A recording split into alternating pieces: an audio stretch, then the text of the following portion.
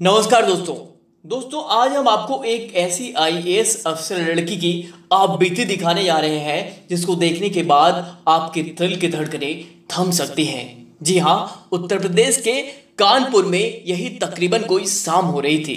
32 साल की तलाकशुदा लड़की साक्षी जो कि सिलाई का काम करने में लगी थी, तभी घर में फोन की घंटी बजी। दूसरी तरफ उसकी मौसी ने बताया कि मुस्कान का यूपीएससी में सिलेक्शन हो गया है। जी हाँ, उसकी मौसी की लड़की मुस्कान अब आईपीएस बन गई थी। मौसी ने बताया कि 24 सितंबर को मुस्कान का सम्मान समारोह है जिसमें तुम सभी को लखनऊ आना है। इतना कहकर मौसी ने फोन काट दिया। चूंकि साक्षी की ग्रेजुएशन में ही शादी हो गई थी, वह सिर्फ बीए पास थी। आईएएस आईपीएस जैसी परीक्षा के बारे में वह इतना नहीं जानती थी। तभी छोटा भाई मनीष जो कि एमबीए कर रहा था, उसने बताया कि मुस्कान दीदी तो अब पूरे जिले की राजा बन गई हैं, खुद मुख्यमंत्री जी उनका सम्मान करेंगे। इतना कहकर वह चला जाता है। ठीक 4 दिन बाद सभी लोग साक्षी की मौसी के घर यानी लखनऊ के लिए निकल जाते हैं और समारोह में पहुंच जाते हैं। साक्षी ने अपनी जिंदगी में यह सब पहली बार देखा था। चारों तरफ मुस्कान की खूब वाहवाही हो रही थी। यह सब देखकर साक्षी की आंखें चौंधिया जाती हैं। तभी साक्षी की माँ मुस्कान को बधाइयाँ देती है और कहती है कि तेरी जैसी बेटियां सभी को दे और साक्षी जैसी किसी को नहीं। यह सुनकर साक्षी का चेहरा रुआसा सा हो जाता है और वह खुद को कोसने लगती है। तभी साक्षी का भाई उससे कहता है कि दीदी तुम दिल छोटा ना करो, जिंदगी में आगे बढ़ो, जो होना था सो हो गया और अभी भी समय है। तुम मुस्कान से पूछो उसने कैसे तैयारी की, क्या क्या पढ़ाई करी। साक्षी मुस्कान से पूछने लगती है यूपीएससी की परीक्षा क्या है, इसके लिए क्या क्या पढ़ना होता है। मुस्कान कहती है दीदी बजाय यूपीएससी की तैयारी के आप अपनी दूसरी शादी के बारे में सोचो, नई जिंदगी की शुरुआत करो। और गोलमोल जवाब देते हुए उसे इग्नोर करके आगे निकल जाती है। साक्षी को बहुत बुरा लगता है।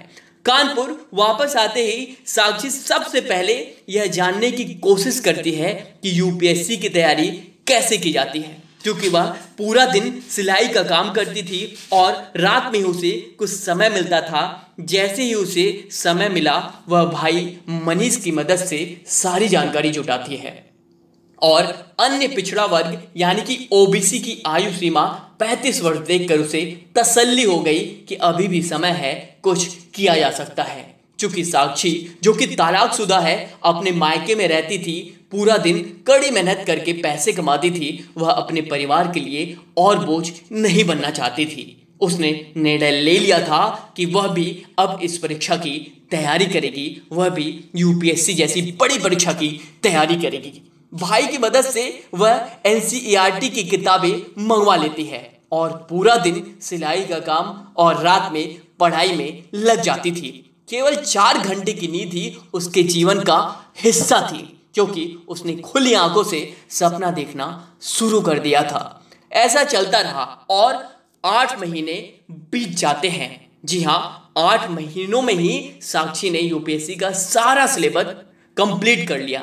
सामाजिक तानों बानों के बावजूद साक्षी ने हिम्मत नहीं हारी और पहले प्रयास में ही यूपीएससी की प्रारंभिक परीक्षा पास कर ली, यानी कि प्रीलिम्स परीक्षा क्वालिफाई कर लिया। अब असली अग्नि परीक्षा तो मेंस एग्जाम की थी, जिसकी कक्षाएं बहुत ही महंगी थी और साक्षी की आर्थिक तंगी एक बहुत बड़ी चुनौती थी। तभी छोटे भाई मनीष ने बताया कि दीदी आप YouTube के माध्यम से फ्री में पढ़ सकती हैं। और साक्षी ने रातों की नींद छोड़कर जी जान से मेंस की तैयारी शुरू कर दी। इंटरनेट से ही टॉपर्स कॉपी डाउनलोड कर ली, अपने उत्तर लिखती, यूपीएससी टॉपर्स के उत्तर से मिलाती, उन्हें ठीक करते हुए आगे बढ़ती रही। कठिनाइयां सामने आती रहीं, कभी आर्थिक तंगी, कभी समाज के ताने बाने, कभी 32 वर्ष की तलाकशुदा जो कि मायके वालों के लिए बोझ थी। कठिनाइयां पार करते हुए साक्षी ने मेंस भी क्वालिफाई कर लिया था। जी हाँ, मेंस परीक्षा भी पास कर ली थी। अब तो मेहनत रंग लाने लगी थी। साक्षी के माता पिता को भी अब विश्वास हो गया था कि साक्षी का भी यूपीएससी में सिलेक्शन हो सकता है। अब बारी थी अंतिम पड़ाव की कि साक्षी के इरादे नेक थे, रात दिन की कड़ी मेहनत थी और इस बार भी साक्षी उम्मीदों में खरी उतरी और आईएएस परीक्षा में बेहतर रैंक के साथ साक्षी ने यूपीएससी की परीक्षा में टॉप कर दिया था। जी हाँ, अब साक्षी के माता पिता को भी उस पर गर्व महसूस हो रहा था। साक्षी की मां ने कहा, तू पनौती नहीं बल्कि हमारे लिए वरदान है, ऐसी बेटी सभी को मिले। अब साक्षी सभी के लिए एक उदाहरण बन गई थी। जी हाँ, अब साक्षी सभी के लिए एक उदाहरण बन गई थी। जी हाँ दोस्तों, जब इरादे सच्चे हों, कठिन परिश्रम हो तो पूरी कायनात आपका सपना को पूरा करने में लग जाती है। शायद किसी ने ठीक ही कहा है कि लहरों से डरकर नौका पार नहीं होती और कोशिश करने वालों की कभी हार नहीं होती। दोस्तों, जब आप किसी भी आप अपने टारगेट कोई भी आप सेट करते हो, कोई भी गोल आप सेट करते हो, यूपीएससी हो गया, आपने आईएएस की तैयारी करनी है, आपने एसएससी की कर रहे हो, आप कोई भी एग्जाम की तैयारी कर रहे हो, अपना बिजनेस सेटअप करना चाहते हो, अपने लाइफ में कोई भी एम टारगेट अचीव करना चाहते हो, तो आपने सबसे पहले आपके इरादे अगर मजबूत हों, यदि आपने अपने इरादे मजबूत कर लिए कि नहीं भाई मुझे ये करना है और मेरे से हो सकता है, तो वो चीज आपको आसानी से मिल सकती है। बशर्ते आज नहीं तो कल नहीं तो अगले कुछ समय जरूर लगेगा, लेकिन आपके अगर इरादे नेक होंगे, मजबूत होंगे, तो आपको सफलता समय रहते हुए आपको मिल जाएगी। लेकिन अगर आपने नेगेटिविटी यानी कि जो नकारात्मकता है अपनी जिंदगी पे हावी होने दी, शुरुआत में ही आपने शुरू कर दिया कि यार कैसे होगा, यार इतना बड़ा गोल है कैसे अचीव होगा, तो वो आपसे बहुत दूर पहले ही आप प्रयास करने की शुरुआत से पहले ही उससे दूर चले जाते हैं।